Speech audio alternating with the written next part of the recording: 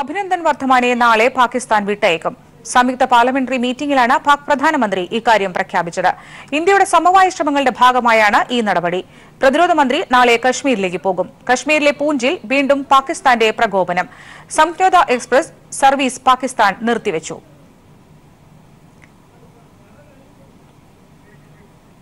വിവരങ്ങളുമായി സന്തോഷ് സർലിംഗ് ചേരുന്നുണ്ട്. സന്തോഷ്, അഭിനന്ദന്റെ മോചനവുമായി ബന്ധപ്പെട്ട് ഈ മണിക്കൂറിൽ നൽകാൻ കഴിയുന്ന ഏറ്റവും പുതിയ വിവരങ്ങൾ എന്തൊക്കെ?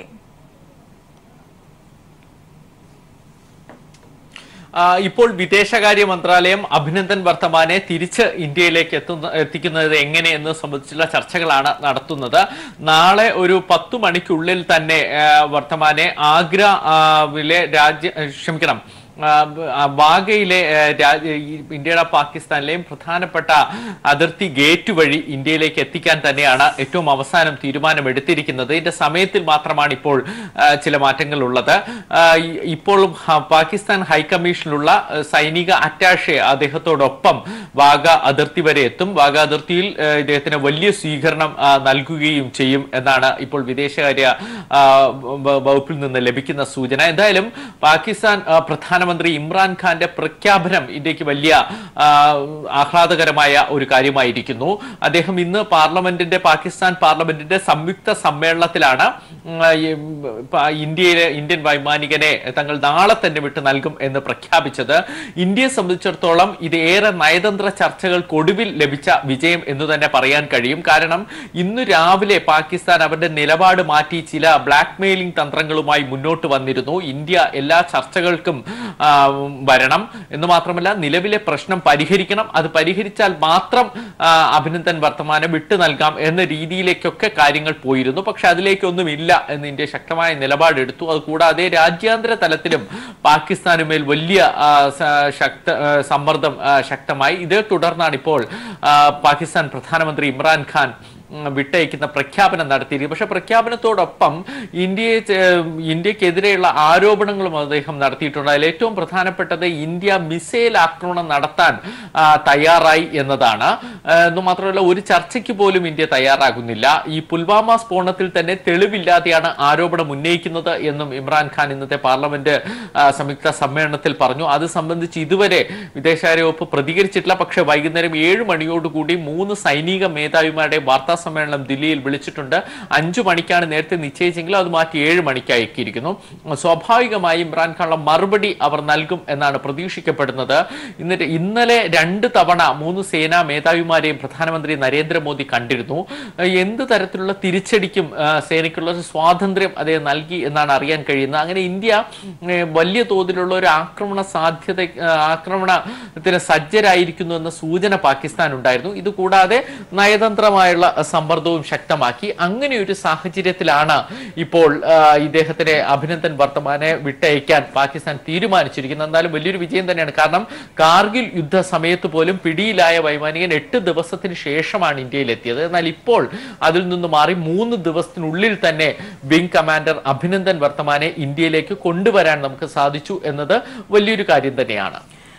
സന്തോഷ്, ഇപ്പോഴും അതിർത്തിയിൽ ഷെല്ലാക്രമണം തുടരുന്നുവെന്ന് സന്തോഷ് നേരത്തെ റിപ്പോർട്ട് ചെയ്യുകയുണ്ടായി. ഈ ഒരു സാഹചര്യത്തിലാണ് നാളെ പ്രതിരോധ മന്ത്രി കശ്മീരിലേക്ക് പോകുന്നത്. അതിന്റെ ഒരു പ്രതിരോധ മന്ത്രിയുടെ കശ്മീർ സന്ദർശനവുമായി ബന്ധപ്പെട്ട ഒരു അന്തിമ ചിത്രം ലഭ്യമായിട്ടുണ്ടോ? ഈ പ്രശ്നബാധിത പ്രദേശങ്ങൾ പ്രതിരോധ മന്ത്രി സന്ദർശിക്കുമോ? ഇന്ന് ഉച്ചയോടുകൂടിയാണ് പ്രതിരോധ മന്ത്രി നിർമ്മല സീതാരാമൻ ജമ്മുകാശ്മീരിലേക്ക് പോകുന്നു എന്ന് പ്രഖ്യാപിച്ചത്. കാശ്മീരിൽ നേരത്തെ സ്ഫോടനം ഉണ്ടായപ്പോഴിന്റെ തൊട്ടടുത്ത ദിവസം തന്നെ ആഭ്യന്തരമന്ത്രി രാജ്നാഥ് സിംഗ് സന്ദർശനം നടത്തിയിരുന്നു. ഉന്നതതല യോഗം ചേർന്നിരുന്നു. പക്ഷേ പ്രതിരോധ മന്ത്രി അങ്ങോട്ട് പോയിട്ടേയില്ല.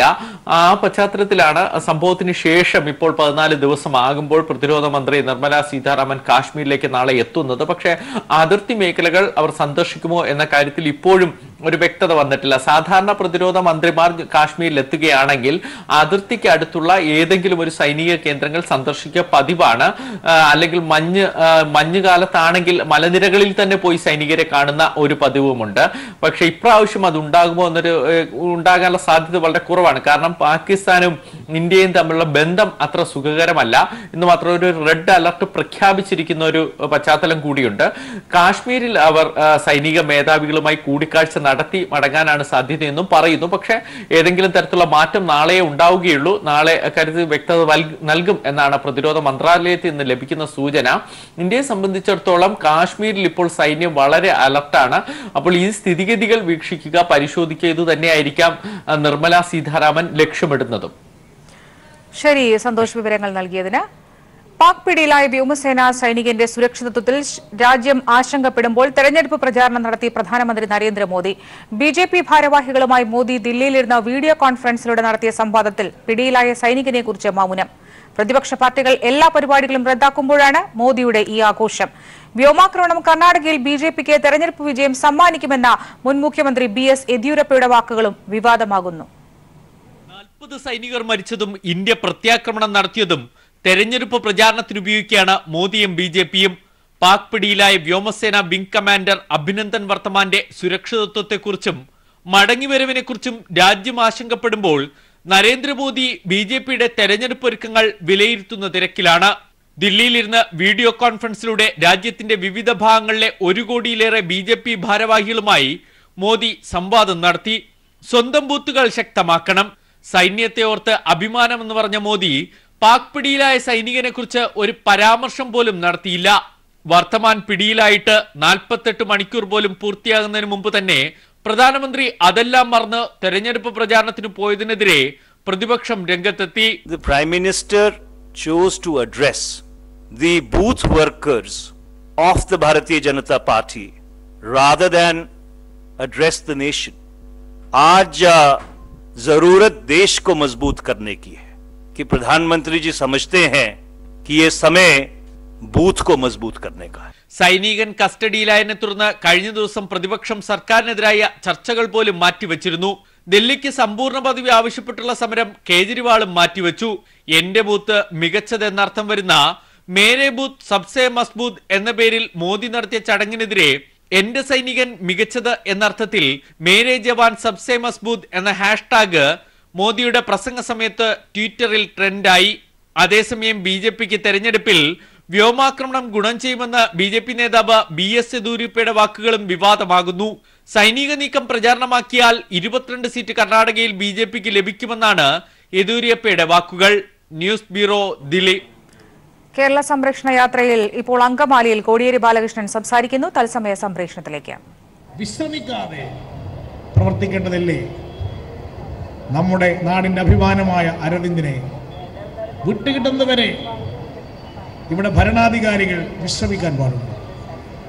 എന്നാൽ മോദി ഇപ്പോഴും അഭിനയമായിട്ടും പ്രസംഗവുമായി നടന്ന് ഊരു ചുറ്റുന്നു. ഇത്തരം സംഭവത്തിൽ BJP സ്വീകരിക്കുന്ന സമീപനം എന്താണെന്ന് ഇതോടുകൂടി വ്യക്തമായില്ലേ?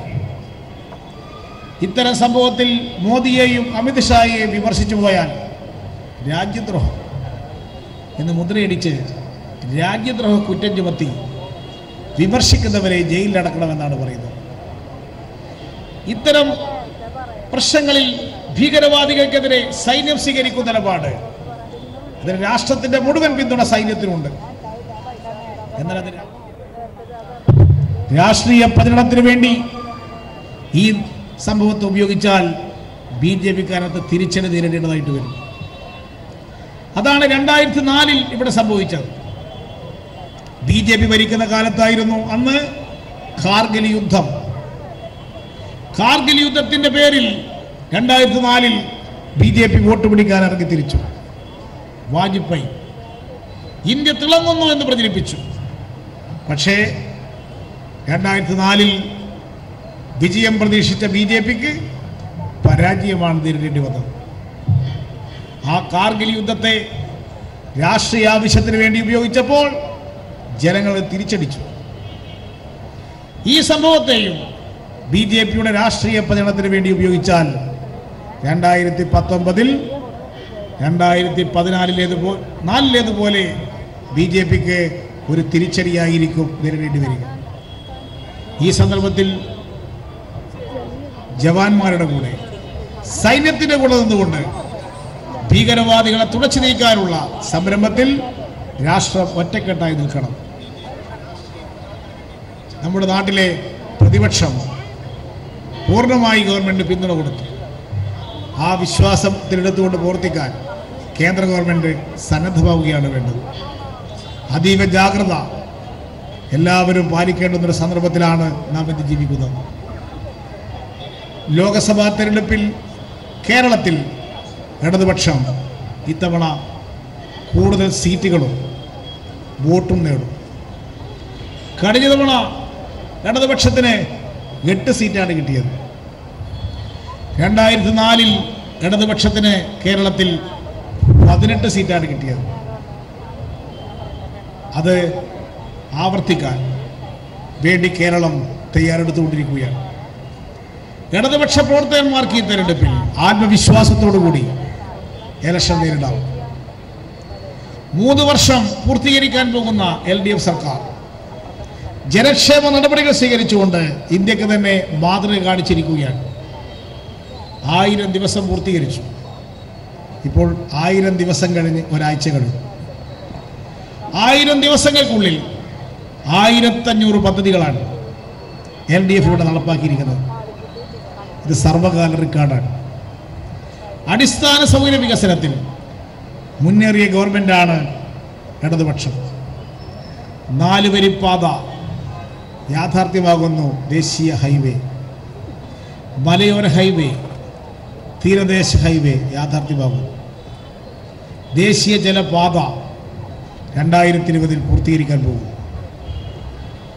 ഗെയിൽ പൈപ്പ് ഗ്യാസ് പദ്ധതി അതിന് തടസ്സം നീക്കി കേരളത്തിലുടനീളം പൈപ്പ് വഴി ഗ്യാസ് എത്തിക്കാനുള്ള സംവിധാനം, അതിൻ്റെ തടസ്സങ്ങൾ നീക്കി മുന്നോട്ട് പോകാൻ ഗവൺമെൻറ് സാധിച്ചു. നമ്മുടെ സംസ്ഥാനത്താണ് തീവണ്ടി ഏറ്റവും വേഗത കുറഞ്ഞോടുന്ന സംസ്ഥാനം.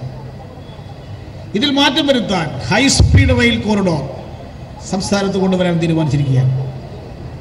ഇതിനുവേണ്ടി നിലവിലുള്ള റെയിൽവേ ലൈനുകൾക്ക് സമാന്തരമായി 2 പുതിയ റെയിൽവേ ലൈനുകൾ വലിക്കാൻ പോകുന്നു. തിരുവനന്തപുരത്ത് നിന്ന് എറണാകുളത്തേക്ക് 1.5 മണിക്കൂർ കൊണ്ട് യാത്ര ചെയ്തെത്താൻ കഴിയുന്ന സംവിധാനം വരാൻ പോകുന്നു. തിരുവനന്തപുരത്ത് നിന്ന് കാസർഗോഡേക്ക് 4 മണിക്കൂർ കൊണ്ട് എത്താനുള്ള സംവിധാനമാണ് വരാൻ പോകുന്നത്. ഇങ്ങനെ കേരളത്തിൻ്റെ ഭാവി മുന്നിൽ കണ്ടുകൊണ്ടുള്ള അടിസ്ഥാന സൗകര്യ വികസനം LDF സർക്കാർ ദ്രുതഗതിയിൽ മുന്നോട്ട് പോവുകയാണ്. അങ്കമാലി ശബരിപാത യാഥാർത്ഥ്യമാക്കാൻ തീരുമാനിച്ചിരിക്കുന്നു. കേന്ദ്ര ഗവൺമെൻറ് പറഞ്ഞു ഭൂമിയൊന്നും ഏറ്റെടുക്കാൻ ഞങ്ങൾക്ക് സാധിക്കില്ല എന്ന്. മുഖ്യമന്ത്രി ഇടപെട്ടു. മുഖ്യമന്ത്രി പറഞ്ഞു സംസ്ഥാനവും സഹകരിക്കാം. ഇപ്പോൾ കേന്ദ്രം പറഞ്ഞിരിക്കുന്നത് സ്ഥലമെടുപ്പിന് ആവശ്യമായി വരുന്ന തുക 50% സംസ്ഥാനം വഹിക്കുമോ എന്ന് ചോദിച്ചു. നമ്മുടെ മുഖ്യമന്ത്രി പറഞ്ഞു ഞങ്ങൾ 50% വഹിക്കാം. അങ്ങനെ 1400 കോടി രൂപ ഇതിനു വേണ്ടി കൊടുക്കാൻ സംസ്ഥാന ഗവൺമെൻറ് തീരുമാനിച്ചു. അങ്കമാലി ശബരിപാത യാഥാർത്ഥ്യമാകാൻ പോകും. ശബരിമലയിൽ ഒരു വിമാനത്താവളം വരാൻ പോകും. ഇപ്പോൾ പ്രചരിപ്പിക്കുന്നത് ഇടതുപക്ഷം വിശ്വാസികൾക്കെതിരാണെന്നല്ലേ? ശബരി റെയിൽപാത വരുന്നു, ശബരിമലയിൽ വിമാനത്താവളം വരുന്നു. എല്ലാ വിശ്വാസികളെയും ട്രെയിനിലും വിമാനത്തിലും കൊണ്ടുപോകാൻ നടപടി സ്വീകരിക്കുന്ന സർക്കാർ എങ്ങനെയാണ് വിശ്വാസികൾക്കെതിരാണെന്ന് ഇവർ പ്രചരിപ്പിക്കുന്നത്? ശബരിമലയുടെ വികസനത്തിന് ഈ വർഷത്തെ ബഡ്ജറ്റിൽ നീക്കി വച്ചിരിക്കുന്നത് 713 കോടി രൂപയാണ്. അവിടെ കാണിക്ക വരവ് കുറഞ്ഞു, 98 കോടി കുറഞ്ഞു എന്ന് ഗവൺമെൻറ് മനസ്സിലാക്കി. അതിന് പരിഹാരം കാണാൻ 100 കോടി രൂപ തിരുവിതാംകൂർ ദേവസ്വം ബോർഡിന് കൊടുക്കാൻ തീരുമാനിച്ചിരിക്കുകയാണ്. ഇങ്ങനെയുള്ള കാര്യങ്ങൾക്കെല്ലാം ഇടതുപക്ഷ സർക്കാർ നടത്തിയ ഇടപെടലുകൾ മുൻകാലത്ത് ഒരു സർക്കാരും സ്വീകരിക്കാത്ത കാര്യങ്ങൾ ചെയ്യാൻ ഇടതുപക്ഷത്തിന് കഴിയുമെന്ന് തെളിയിച്ചു. നടക്കില്ല എന്ന് കരുതിയതൊക്കെ ഇവിടെ നടക്കും. ഇടതുപക്ഷം വരും, എല്ലാം ശരിയാകും എന്ന് പറഞ്ഞത് ഓരോന്നോരോന്നായി ഇവിടെ ശരിയായിക്കൊണ്ടിരിക്കുകയാണ്. വ്യവസായങ്ങൾ തുടങ്ങാൻ വരുന്നവർക്ക് ഇവിടെ പ്രതീക്ഷയില്ലായിരുന്നു. എന്നാൽ ഇടതുപക്ഷം തീരുമാനിച്ചു വ്യവസായങ്ങൾക്ക് ലൈസൻസിന് അപേക്ഷിച്ചാൽ 3 മാസം കൊണ്ട് ലൈസൻസ്. അത് കിട്ടുന്നില്ലെങ്കിൽ ആ 3 മാസത്തിനുള്ളിൽ കിട്ടിയിട്ടില്ലെങ്കിൽ ലൈസൻസ് കിട്ടിയതായി കണക്കാക്കി വ്യവസായം ആരംഭിക്കണം. ഇവിടെ 60 പുതിയ കമ്പനികൾ സംസ്ഥാനത്ത് പ്രവർത്തനം ആരംഭിച്ചു. അന്താരാഷ്ട്ര സ്ഥാപനങ്ങൾ നിസ്സാൻ ഉൾപ്പെടെയുള്ളത്. 1 ലക്ഷം പേർ ജോലി ചെയ്യുന്ന IT രംഗം 2 ലക്ഷം പേർ ജോലി ചെയ്യുന്ന സ്ഥാപനമായിട്ട് മാറാൻ പോകുന്നു. ഇൻഫോ പാർക്കുകളും IT പാർക്കുകളും വികസിച്ചുകൊണ്ടിരിക്കുന്നു. ഇവിടുത്തെ IT ബിരുദധാരികൾക്ക് ഇവിടെ തന്നെ തൊഴിലവസരം ഉണ്ടാക്കാൻ ഉള്ള ഇടപെടലുകൾ ഗവൺമെന്റ് നടപ്പായിക്കൊണ്ടിരിക്കുകയാണ്. ഈ കേരളത്തിൽ വന്നിട്ടുള്ള ഒരു വലിയ മാറ്റമാണ്. ഇവിടെ എന്തെങ്കിലും ജോലി ചെയ്യുമ്പോൾ ജോലി ചെയ്യാത്തവർ വന്ന് കൂലിക്ക് ചോദിക്കുന്നു എന്ന ആക്ഷേപം ഉണ്ടായിരുന്നു. നോക്കുകൂലി ഈ സമ്പ്രദായം ട്രേഡ് യൂണിയൻ സംഘടനകൾ തന്നെ വേണ്ടെന്ന് വെച്ചു. സർക്കാർ നോക്കുകൂലി നിരോധിച്ചുകൊണ്ട് ഉത്തരവ് പുറപ്പെടുവിച്ചു. മുൻകാലത്ത് ഇത്തരത്തിലുള്ള തീരുമാനമെടുക്കാൻ കഴിഞ്ഞിട്ടുണ്ടോ? രാഷ്ട്രീയ ഇച്ഛാശക്തിയോടുകൂടി ഇടപെടുന്ന ഒരു സർക്കാർ ഈ കേരളത്തിലുണ്ട് എന്ന് ഈ ദിവസങ്ങൾ കൊണ്ട് തെളിയിക്കാൻ LDF സർക്കാരിന് കഴിഞ്ഞില്ലേ? ഇതാണ് നമ്മുടെ ഗവൺമെന്റിന്റെ ഇടപെടൽ. വികസനത്തിന്റെ നേട്ടം പാവപ്പെട്ടവർക്ക് കൂടി കിട്ടണം. അത് ലക്ഷ്യം വെച്ചുകൊണ്ടാണ് എല്ലാ സാമൂഹ്യ സുരക്ഷ പെൻഷനുകളും വർദ്ധിപ്പിച്ചല്ലോ. നമ്മുടെ സർക്കാർ വരുമ്പോൾ കർഷക തൊഴിലാളി പെൻഷൻ 600 രൂപ, ഗവൺമെന്റ് വന്ന ഉടനെ അത് 1000 രൂപയാക്കി. ഇപ്പോൾ കർഷക തൊഴിലാളി പെൻഷൻ ഏപ്രിൽ മാസം മുതൽ അത് 1200 ആവും. കർഷക പെൻഷൻ 1200, വിധവാ പെൻഷൻ, വാർദ്ധക്യകാല പെൻഷൻ, ഭിന്നശേഷിക്കാർക്കുള്ള പെൻഷൻ, 50 വയസ്സ് കഴിഞ്ഞ് കല്യാണം കഴിക്കാത്ത സ്ത്രീകൾക്കുള്ള പെൻഷൻ എല്ലാം 1200 ആവും ഏപ്രിൽ മാസം മുതൽ. കേരള സംരക്ഷണ യാത്രയിൽ കോടിയേരി ബാലകൃഷ്ണൻ ആലുവയിൽ സംസാരിക്കുന്നതിന്റെ തത്സമയ സംപ്രേഷണമാണ് ഇതുവരെ കണ്ടത്.